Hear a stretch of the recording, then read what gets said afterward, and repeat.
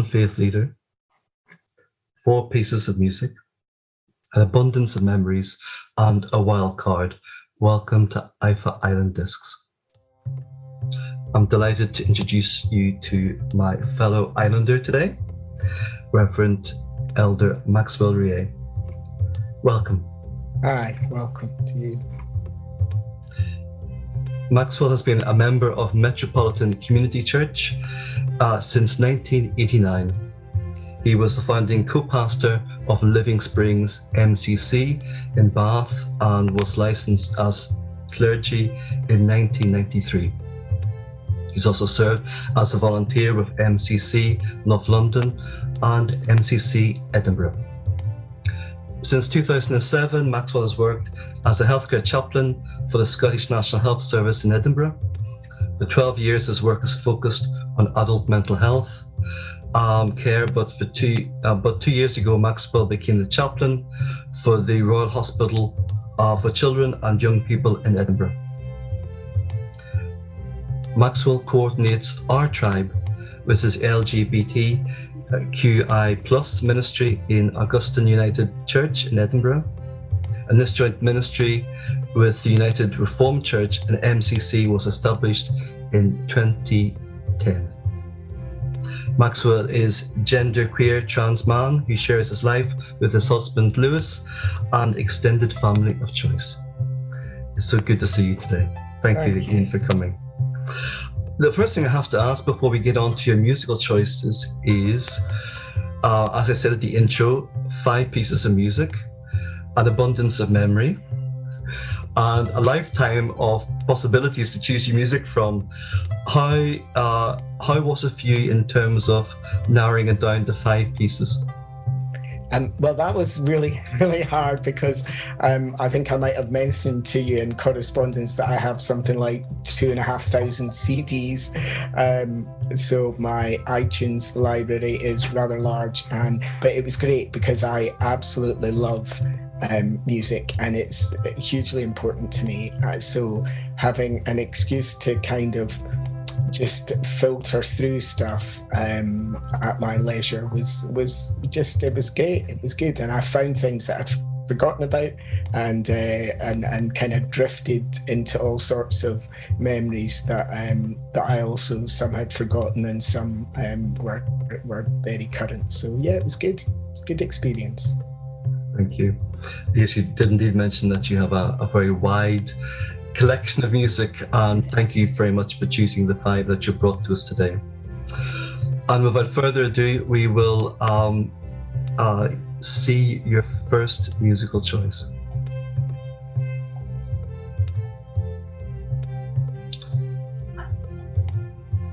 And that is Small Town Boy by Bronski Beat. Why did you choose this piece, Maxwell? Well, I was born in Glasgow. I grew up in Glasgow. I was born in 1966, so I was 18 years old when this song came out. Came out. That's absolutely what it did. But it was in the charts. It was released then, and it was from an album called Age of Consent. And it was probably one of the first openly gay bands that I saw on TV, where there was no pretense and no kind of hiding behind who they were. And I had come out as gay in my teens, and that was a difficult experience in terms of family support and understanding. So this song really spoke to me about the possibilities of what life could be like, and the fact that there were people who weren't that much older than me probably at the time, singing about experiences that I could relate to. So I don't think role models, LGBT role models, are kind of big now, but kind of in the early 80s, that was not the case. So they were kind of really encouraging role models. And Jimmy Somerville was, they're from Glasgow. He was from Glasgow. He was known to people in the Glasgow gay scene. I had seen him, I didn't know him. So there was a kind of local connection, which kind of just was very special, made it very special. So that's where my first choice comes from. And it probably is still my all-time favourite song. Despite all my CDs, I always come back to say this is my most favourite song. It's a lovely song, and I have a resonance with memories that you've just shared around growing up with this piece of music. What was it like growing up gay in Glasgow? I mean, Glasgow, I think, was quite a free city. I think, it was a big city. I was a student at the time.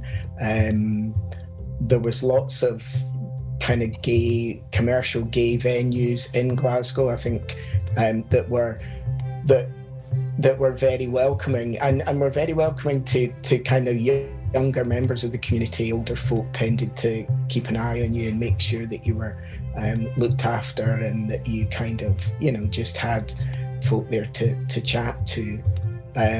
So I generally had quite a good experience with that. Once I found my people, once I found my tribe, then my experience was positive and supportive. I had to be very brave to do that, though. I was kind of 17 at the time. I had to kind of, it took a lot of courage, I think, to kind of get out and do that. But there was something about that was survival. I knew if I didn't manage to do that, then I probably wouldn't survive what was ahead of me. So in many ways it was a positive experience within the queer community, but it was still a challenge out with that, for people to kind of understand and be kind of open to the fact that as a young person I felt different about who I was at the time. Thank you. Yeah, a wonderful song, and lovely to hear of you're growing up in Glasgow. Thank you for sharing. You outlined to me that your songs are in chronological choice, so we'll go to number 2. Okay. And our purple 2 brings us to From Glasgow to California, Here I Come, Sophie B. Hawkins. quite the geographic jump there, Maxwell. Why was this song chosen? Why is it important to you?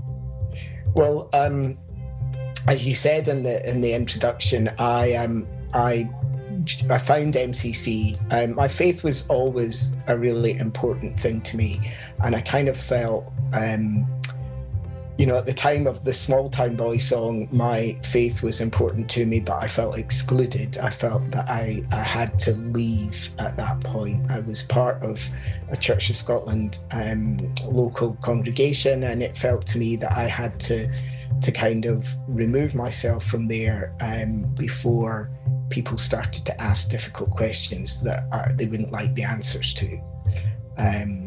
But my faith remained something that I relied upon and I felt very passionate about. And I never, ever had any trouble with God. And I never, ever thought God had any trouble with me. I always felt that I was unconditionally loved by God, and that was what Scripture said, and I was no biblical scholar and I hadn't done much Bible study, but I just genuinely, as a young person, had that sense that God and I were kind of fine. Left our own devices, we were fine. So I kind of dipped in and out of churches, different churches, once I'd moved away from Glasgow. in 1986, I moved down to Bath and studied there for a little while, and then worked in Bath, and went to some different churches there. And at that point, I discovered MCC, so Metropolitan Community Church. And MCC had a church in Bournemouth, and I'd been down to Bournemouth on sort of weekends away and had seen the church advertised and kind of thought, oh, that's interesting. You know, here's a church that's welcoming LGBT folk. That's amazing. You know, it just seemed like something I'd not ever imagined would happen. And I took a phone number down from a poster that was advertised on the wall of a gay B&B that I was staying in, and got back to Bath. And by that time, I was kind of quite involved in LGBT support stuff and social kind of peer support things. And through that, I thought, I'm going to phone this number and find out what this is about. So I phoned the number and got speaking to a chap, Reverend Frank Scott, who was an American living in Bournemouth. He'd come to work in the church there, and he said, "Oh, I'm so interested in kind of getting a church off the ground in Bath. I've always thought we could do that." So we met, and I suppose it's a bit like the rest is history. I became part of MCC, and we got a church going in Bath, and that church grew and was incredibly successful for many years. It has closed now, but it was there for 30 years. And part of becoming involved in MCC was that this was a global denomination. So there were people all over the world that were part of MCC, and I was through my training, I was licensed as clergy in 1993. I'll get to the point of the song; it is coming. In 1993, and this song from Sophie B. Hawkins talks about going to California, and one of the things that I did was I went to an MCC conference in the big general conference in 1993, and it was in Phoenix. But after that, I went to San Francisco, and this song was always in my head partly because it quotes the Lord's Prayer towards the end, and because it talks about my God will watch over me, California, here I come. And for me, going to that general conference and meeting fellow MCC folks from all over the world, it was an incredible experience, and I absolutely felt that my God was watching over me. I'd never kind of traveled that far. It was the first time I'd been to the States. I found myself in a worship venue with over 1,000 queer Christians. And so it was just an unbelievable experience. That first time being in a place with that number of people that all had the same type of belief that God was there for absolutely everyone, no matter your sexuality or your gender or your race or abilities or whether you were rich or poor. You know, God was there for everybody. So to this day, that song still brings back memories of that whole experience and just how liberating that was. I also have a bit of a thing for pop songs, you know, or rock songs when they start using bits of biblical text or words that are a bit ambiguous, and it could be talking about, the reference could be about God, or it could be about somebody else you're in a relationship with. And I think there's quite a lot of those out there that we often, if we stop and actually listen to the words, it's like, oh, that says something about whoever's written that. So yeah, that's Sophie B. Hawkins.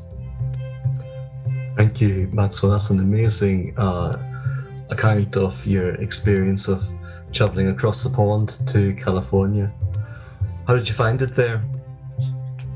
Well, I mean, I can safely say San Francisco changed my life. MCC changed my life in lots of ways, and San Francisco changed my life in many other ways, because there was a city that had embraced the queer community for many years, and I went there when AIDS was still a huge challenge to our community, and people were still dying, and the community was very affected by that. And to go to a city that had a huge number of its population wiped out through HIV and AIDS, but to see the care and the compassion that people had extended to each other was incredible. So, and it was very evident, it was very evident there that there was a lot of loss, but there was also a lot of community building, and a lot of people caring in ways that they never thought they would have to care. And I mean, many communities have talked about this, but the lesbian community in San Francisco at that time was the community that did a lot of supporting, and a lot of that support was done through Metropolitan Community Church in San Francisco. Its church building was just off Castro Street. That was kind of the main hub of the LGBT kind of world and there at that time. And they were really key in providing support and spiritual care for people when that was needed. So yeah, it was amazing. Yeah, absolutely amazing time. Thank you for sharing that. And from California, here we come to Wonder, Natalie Merchant. Natalie Merchant. So this is a kind of an interesting one, and it came out in June 1995. It's on an album called Tiger Lily, and she has actually more recently done a complete remake of that album, sort of a bit more acoustic. And if you kind of Google it and look up what the song's about, it's about a friend of hers who had twins who had a congenital illness.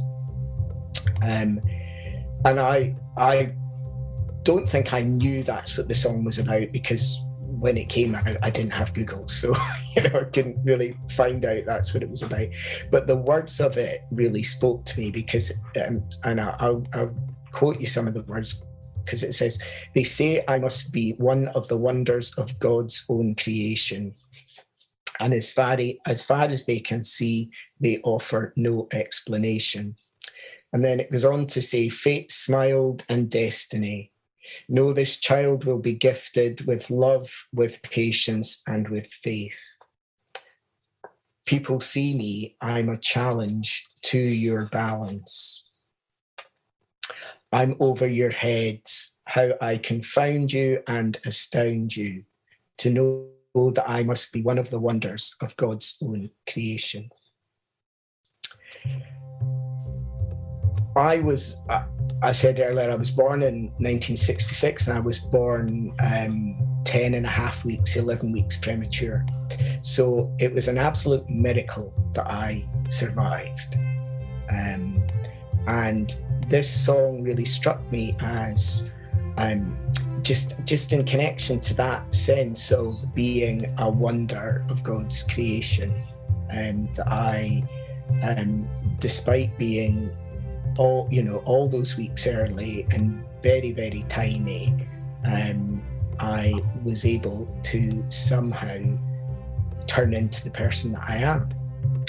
And I was incredibly lucky in that I have some disability from being born that early, but nothing that has generally kind of got in the way of doing what I wanted to do in life. So I kind of really just love the fact that within all of that, within the vulnerability of being a tiny baby that makes it, you can then be somebody who challenges the balance, And I think a lot of my life has been about challenging the balance, challenging the status quo, asking the why questions. And I was born female. I transitioned to male. And this song is referring to a female child, and to a certain extent that I have no qualms about my my birth, how I was raised in terms of my gender. I'm not somebody who has kind of wiped out that experience. I'm very integrated about the fact that for almost 30 years I was expected to behave in a female way, and that experience carries with me and makes me who I am as a man in the world today. So challenging the balance, but being part of God's creation is certainly it's certainly something I feel quite comfortable with, and hope to keep doing, I suppose, as well. Hope to keep that up. This song's also kind of there's also another little bit of a memory in that Lewis, my husband, we kind of got together on the 10th of March in 1995. So it was just prior to this song being released, and I kind of have that memory as well of being in the newness of relationship and how exciting that was. And when you kind of meet somebody and you get together and then you want to tell them all the things that make you excited, and for me that was like umpteen bits of music. So poor Lewis, he probably had to listen to too much stuff, but yeah. Oh, it's really lovely. It's really lovely to hear the sharing on both those levels in terms of what the song means to you in wider ministry in the world, and of course one's own personal context as well. Yeah. Really drawn by what you say around a ministry that involves challenge and balance, and that sounds quite the challenging combination. Thank you.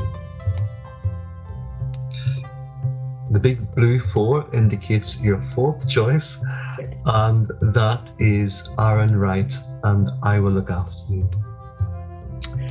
Okay, so I kind of discovered Aaron Wright because a lot of his music is on TV shows, particularly American TV shows. So things like Grey's Anatomy, those sort of shows that have a kind of music sort of theme through them. And Aaron, quite a few of his songs have been used. And I kind of just absolutely loved his voice and the lyrics, because his lyrics are usually quite kind of storytelling or very beautiful. And then I, of course, did what we can do now, so I'm kind of finding out a bit more about him. And he actually he records his music in a 100-year-old church in Nashville. That's where he does his work. So I kind of thought, oh, that's really interesting, you know, just again, another one of these kind of spiritual kind of touch points, connection. So I mentioned Lewis, and you know, Lewis and I have now been together 26 plus years, and being together for us has been, I would say, you know, an amazing journey for me, and I hope for him, and one where we've shared all sorts of life experiences, individual, collective experiences, a whole host of different things. And the words of this song, Look After You, talk about when you think you're all alone, I'll wrap you up and I'll take you home. No matter what you're going through, I will look after you. When you get knocked down and you've had enough, I'll be there to dust you off. When you don't know what you're going to do, I will look after you. And if you ever should lose hope, follow my light from afar. When you don't know where you're going, I will look after you. Someday it will come to you. I'll need you to look after me. So you have to listen to it with the tune because it's absolutely beautiful. And for me, that is what a relationship's about, you know, being willing to be with somebody no matter what the circumstances are, and to be able to look after each other through the joys and through the challenges of life, and doing that with love and with compassion, and just a lot of hope that even in difficult times that you get through that.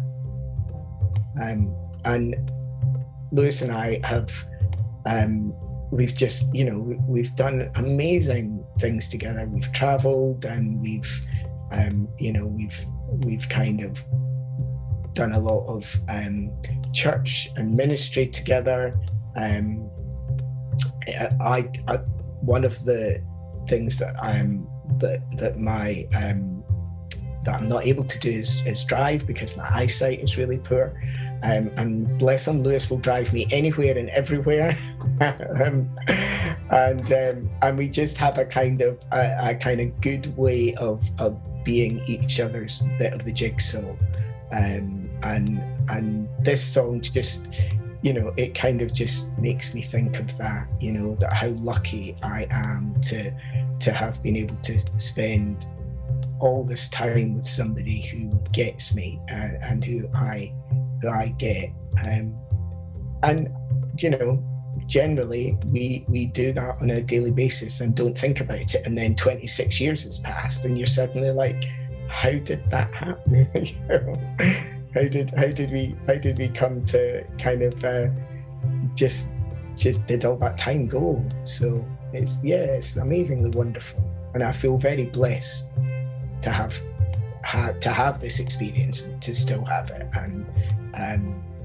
and to have been able to, you know, we had a church wedding in 1996, and we had when civil partnerships came through, we had a civil partnership, and then we had a wedding, a marriage service, and we had them all on the 10th of March just to help with the remembering of dates.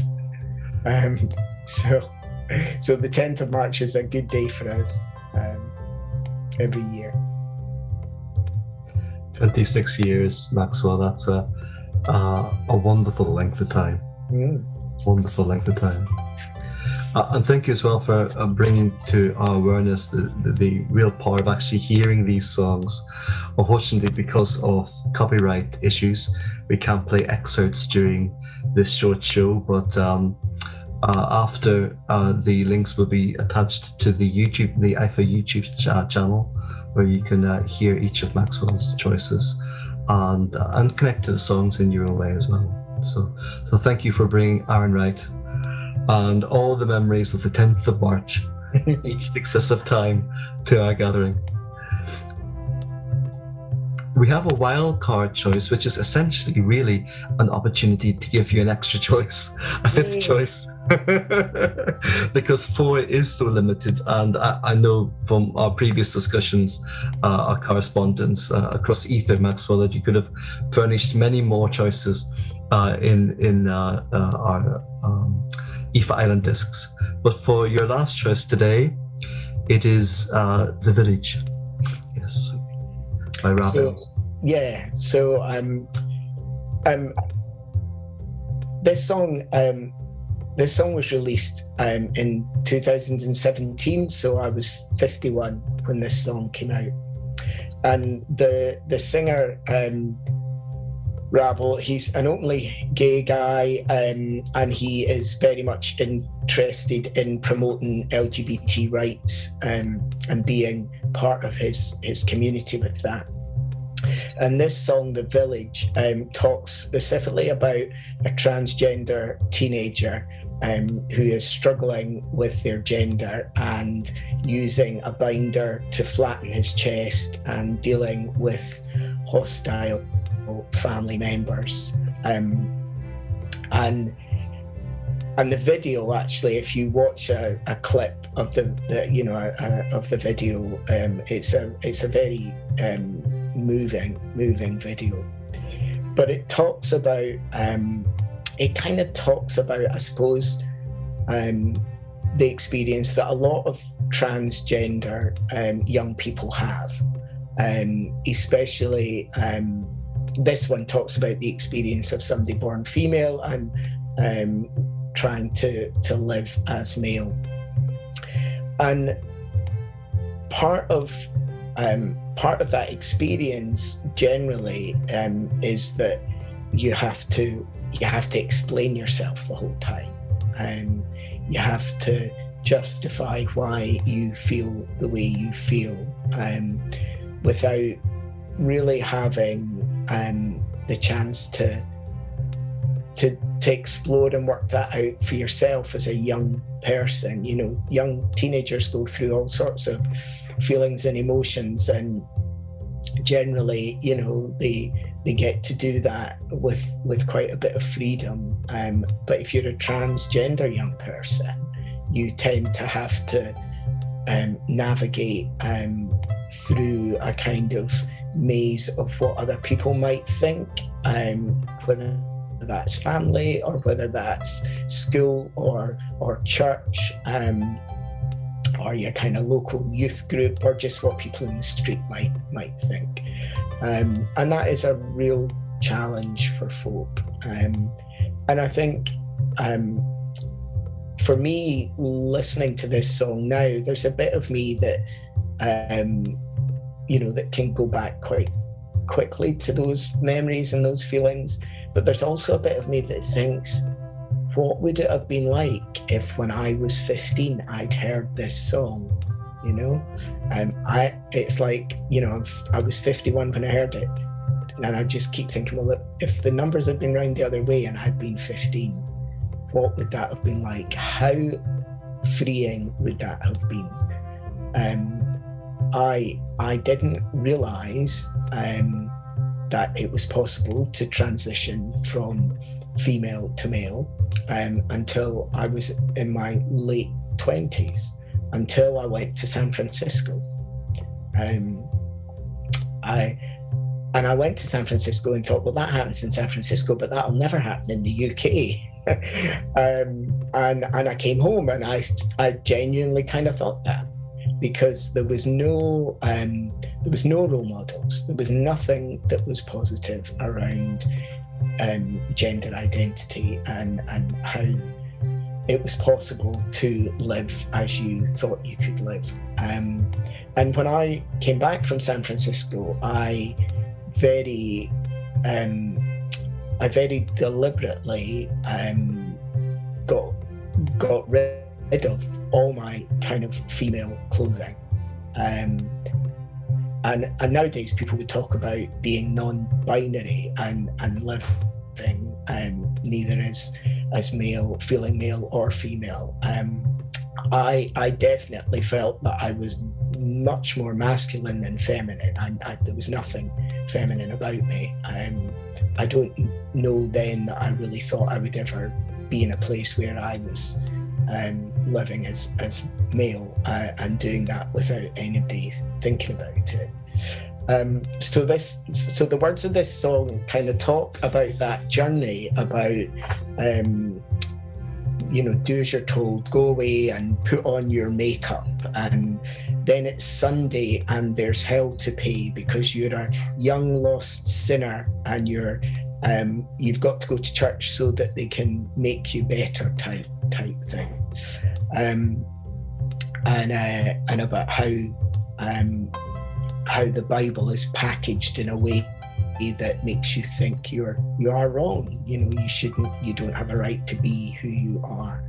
And this idea that within the community, like the village is the community, so it's about there's something wrong in the village when this happens to our young people, when they are made to feel this way, when they're not given the support that they need to be given to be who they need to be. And I think role models is a hugely important area that we've got much better at. People are, there are plenty of people who come out across the LGBT spectrum, and that's a really, really good thing. And the more people are given the support to do that, the better that is for the people that are still to come. And especially in schools and in churches and places where there's kind of multi-generational families, it makes a huge difference. People always think that, I think there's a bit of a myth that people think older people don't understand. It's a bit like, don't tell your granny.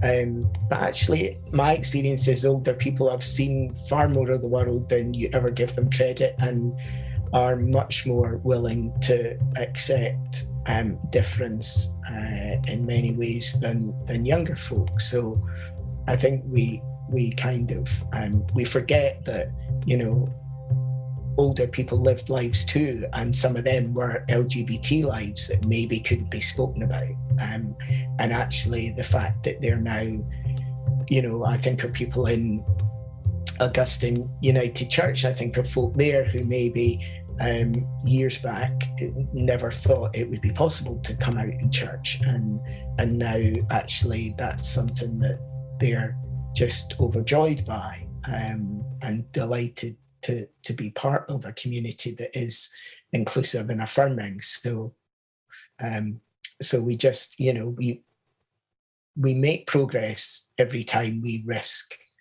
being out and stepping out and voicing our truth and being who we are. And if I can make a little bit of progress every time I do that, then I will keep doing it as long as I can keep doing it. Because for me, it's an important thing.